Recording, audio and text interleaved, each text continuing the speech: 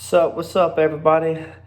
Thank you guys all for coming out to the second installment of our local church videos.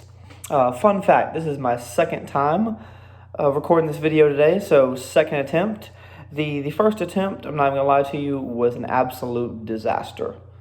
Like, I was borderline ashamed of myself after I got done. I don't think you guys understand like the immense amount of work that goes into only making these videos as awkward as they usually are. And I promise you, I understand that they are usually awkward.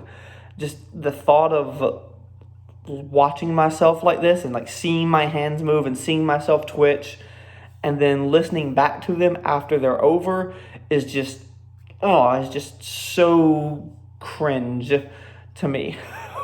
So let's all say a quick prayer. I know you guys are already watching the video, so it's over, but quick prayer real quick to make sure this video goes well. Okay, there we go. It's going to go well. So yeah, no Frederick today in this video either. I was hoping to make that like a recurring theme in 2021, of Frederick like being in the introduction of every video and then like getting up and just strutting off and making me interrupt myself, but apparently not. He's a little upset with me right now. Imagine that. But I can show you guys why. I had to turn on this light right here when I changed stations, and he has been over there asleep in his bed for a while. And whenever I turned that second light on, he gave me like the worst death stare ever. Like, sorry, bro, I'm trying to do the Lord's work here. Like, God forbid you get up and do something with your life. Like, come be a part of the video.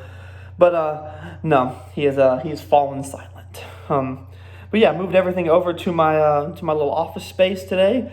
Got a real back to school vibe going on, Billy Madison style, here in the Bryan household. Right now, the school's starting back on Tuesday of next week, so super excited about that. Again, got my office chair here. I'm rocking. I'm feeling pretty good. I'm confident about this video. And I don't think I have it in me, like, mentally to shoot another one after this. So here we go. So the local church today, think of this video kind of as a standalone sequel rather than a continuation of the local church. I think that was the fourth video we did in this whole little installment that I've been doing. We talked the first video, local church, why it still matters, why I intended everyone to get involved with the local church, all that good stuff. Today I want to talk about the local church as well and why I'm becoming less and less concerned with Sunday service. Of course, I'm going to try my very best to articulate that, explain that as best as possible. But yeah, man, I've just, over the last couple months, just really been trying to get out of stressing so much about Sunday service, stressing less and less about the minuscule things that go on in service, pretty much stressing less about the makeup of Sunday service in general, and just trying my best to enjoy it, trying to be engaged with it, and most importantly, trying to allow myself to be equipped in order to take the gospel out Monday through Saturday. So that's what we're going to do. So Sunday service today. So Sunday service, shout out Kanye West. Hadn't heard anything about that guy in a little while. Hope he's doing well. Wonder what color his hair is now. But hope his relationship with Jesus is still going well. Kanye has got one of my favorite like trio album runs of all time. We got College Dropout, Late Registration, and Graduation. 3 phenomenal albums there. I will debate till the end of time that Can't Tell Me Nothing is one of the greatest hip-hop songs ever created. Also, I like Jesus is King as well. The Chick-fil-A song was pretty cool. I'm not even going to lie to you. And speaking of Chick-fil-A, so yesterday was the first day of Lent as well. So being a nice Methodist young man now, first ever time doing Lent. I fasted and stuff like that before, but this will be my first time, observing I think it's a 46-day total period. I was told you don't count the Sundays, though. I don't really know what that means. But the period now, basically between now and Easter, this will be my first time actually observing that. One of the things I'm giving up for Lent is desserts and sweets.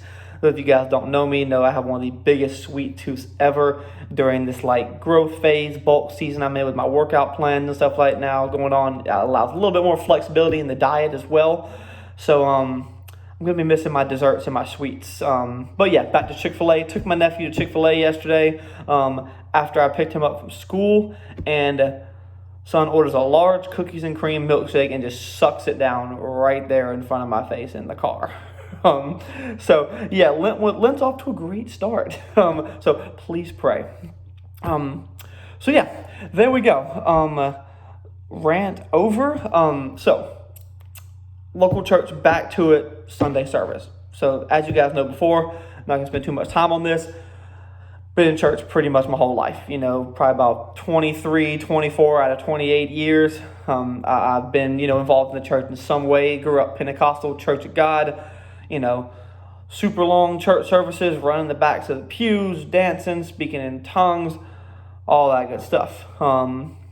And now we're Methodist, So those two, a lot of differences, things like that there. But I've been in, just about every kind of church service you can think of, every kind of denomination. Man, I've worshiped in high school auditoriums, family life centers, major entertainment convention centers and arenas. Just recently I went to another small church out in Loris, South Carolina, and had church in what I can only describe as a small fellowship hall, more like a large hallway. There are about 8 people there in total. So I've been around the block a few times when it comes to the variety of church services you can have.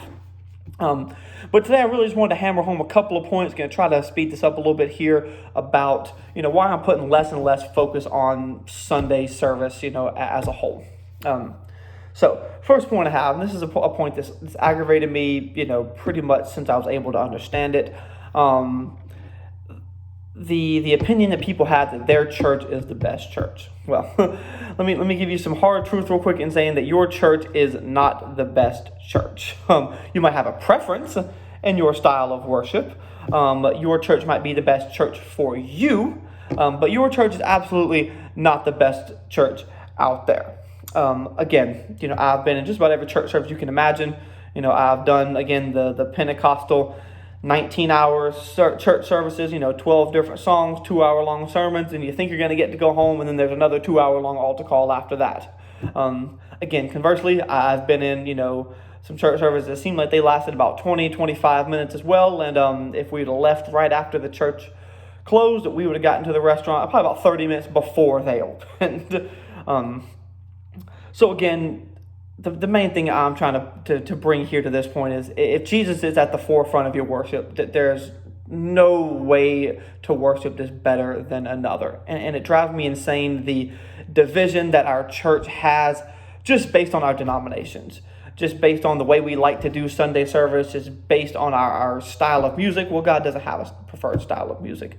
God doesn't have a minimum or a maximum time limit. God doesn't have a favorite denomination. And I really wish we quit being divided by these things.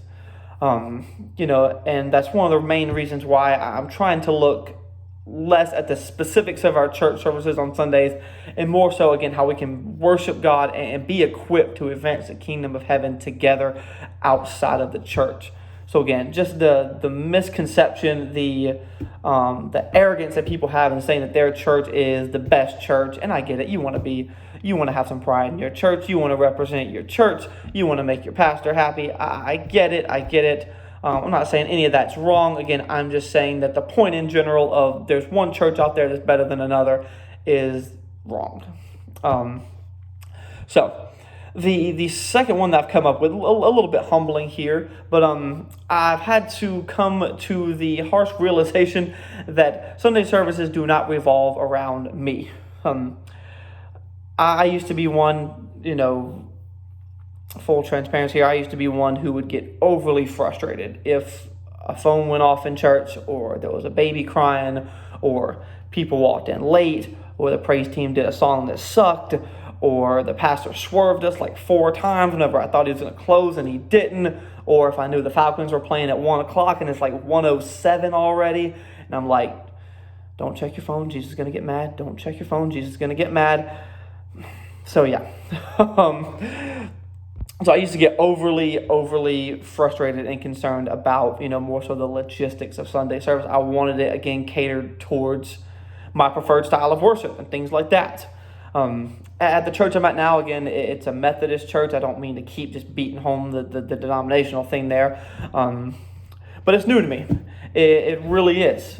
And there are some things that I'm, still learning, still adapting to. We did our first Ash Wednesday service last night. Got the little cross drawn on my head and everything. That was the first time I'd ever done that. So that was my first time my pastor had ever presided over an Ash Wednesday service. And it was my first time ever being in one. And I got to be the first one that went up just due to social distancing measures to have that happen. So that was a nice, fun, cool, probably slightly awkward moment for both of us. But I enjoyed it. But my church nowadays, again, it's a Methodist church, they still use the hymnals a lot for worship. Confession time. I love everybody in my church. I really do. But this is not my cup of tea. Not a big fan of the hymnals.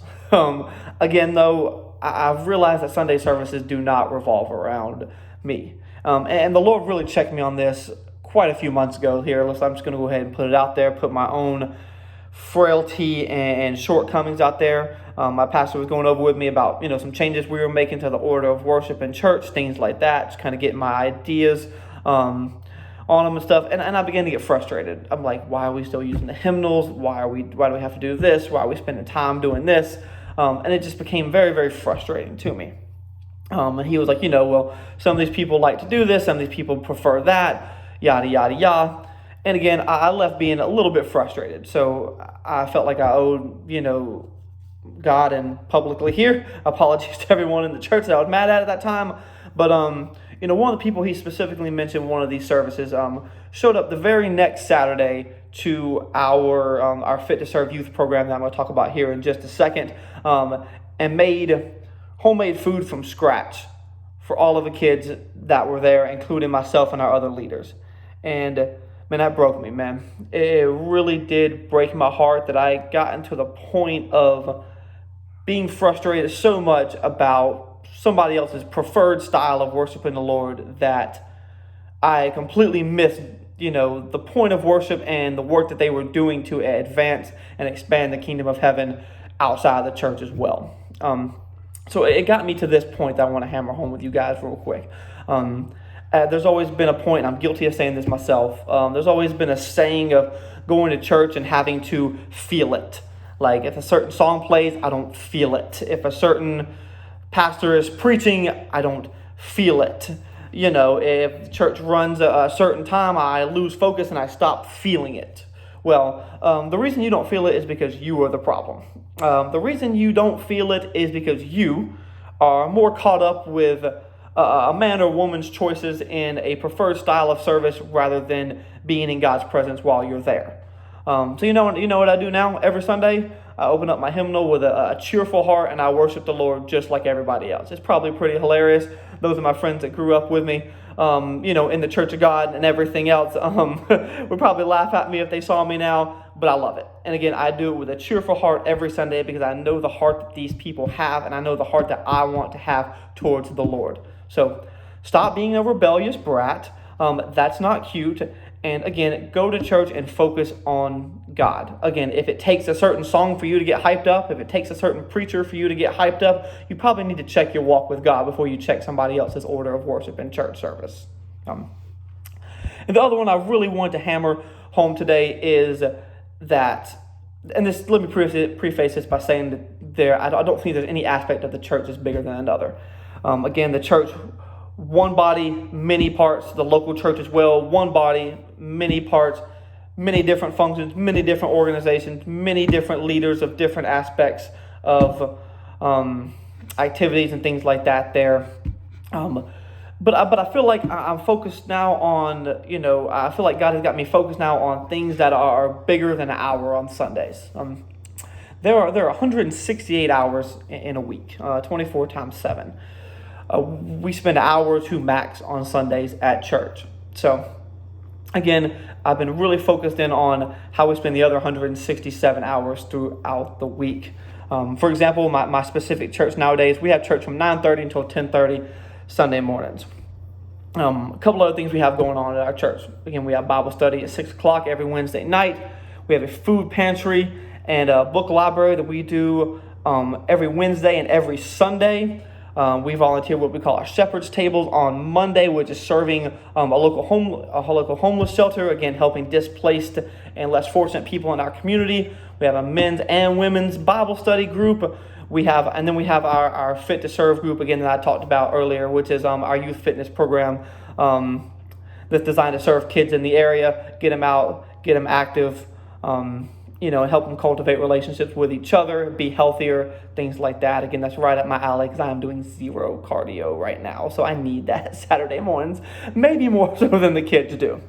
And again, that's not designed to be a look at me type thing on, in terms of our church. But let me make this point very clear to everybody as well. You give me the choice of going to our Youth Fit to Serve program on Saturday mornings from 11 to 1, or going to church on Sunday mornings from 9:30 to 10:30.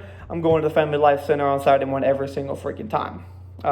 Same thing again. Our church, the company that we partner with our food pantry, is called Spokes of Hope. We volunteer there every Friday. We distribute food from there to our church and our community every Wednesday. On Fridays, we go out and do what we call they call it a pray-through. Basically, the drive-through, usually about 500 to 600 people show up. The line literally backs up the highway down the street sometimes. People drive up, everybody gets a box of food, and we pray with them. Again, you give me the choice to go out there and minister to 500 people on Friday or attend church service on Sunday. I'm going out there every freaking Friday. Even tomorrow it's supposed to be like 39 degrees and rain in the morning. I'm not excited about that, but I'm freaking going anyway. Again, not designed to be a look at me type thing. Again, not saying that the Sunday service is irrelevant, anything like that. Again, I think the majority of us know by now, though, that Sunday service is primarily for the body. And we need that. We need Sundays. The body needs to be built. And of course, we welcome people that that don't know the Lord into the church as well. Of course, the church is a place for salvation for people. But again, I'm more so looking at Sundays nowadays as a way to be equipped throughout the week. If I can go to church and be equipped on Sundays, then I can go out here on Wednesdays, on Fridays, on Saturdays, on every other thing that our church has going on, and being part of these ministries, really reaching out to the people that need Jesus the most. I'm all for worshiping with the saints. I'm all for loving the saints. I'm all for, church-related events and cookouts and things we do with each other. But again, the biggest mission in this life that I believe the Christian has, in terms of serving God, is serving His people and getting out there and spreading His gospel. So, in conclusion, I love the church. All parts of the church. Again, I just want us to be able to see the church as bigger than 1 hour per week. I want people to go and get involved and feel included in their church. Again, I want us to cultivate lasting relationships with one another. I want us to build relationships and make an impact within our communities. And most importantly, I want us to be equipped on Sundays, again, through the praise and worship, through the preaching of the gospel, through the laying on of hands at the altar call, in order to go out and take the gospel Monday through Saturday. I want to give a special shout out to my pastor as well. I know he watches a lot of these videos. And again, not to discredit my pastor or any pastor out there. With my pastor now being, one of my very best friends in the world, I see the immense amount of preparation that this man does just to prepare a single sermon. I know that some of the stresses that he goes through. I know the doubts that creep in. I know the way that life beats him up throughout the week. I know the way that the enemy attacks them. I know the spiritual and the natural warfare they seem to face just while preparing a word for God's people. So again, shout out to my pastor. Thank you for everything that you do for us on Sundays. Thank you for being his hands and feet, if I can steal one of your phrases, and taking the gospel out there with us and leading the charge Monday through Saturday. I pray that all of our church leaders will do this. I pray that, once I get into a leadership position somewhere in a church, I will be moved to do these things as well. Again, I just don't want to lose the heart for God's people. I don't want to be so concerned with focus on Sundays every day throughout the week and what we're going to be doing on Sunday, or what I'm going to wear on Sunday, or what kind of music they're going to play on Sundays, or where we're going to eat after that I miss this walk throughout the week. Again, so hope this blesses you guys like it did me. I just want our hearts to be solely focused on God. I don't want us to miss the point of gathering together to Him to worship. Because again, we got 1 hour on Sundays. We had 167 other hours throughout the week. So, love you guys. See you guys soon in a couple weeks. Pray for me as I start school. I'm excited. I'm nervous, but I'm ready to go. Thank you.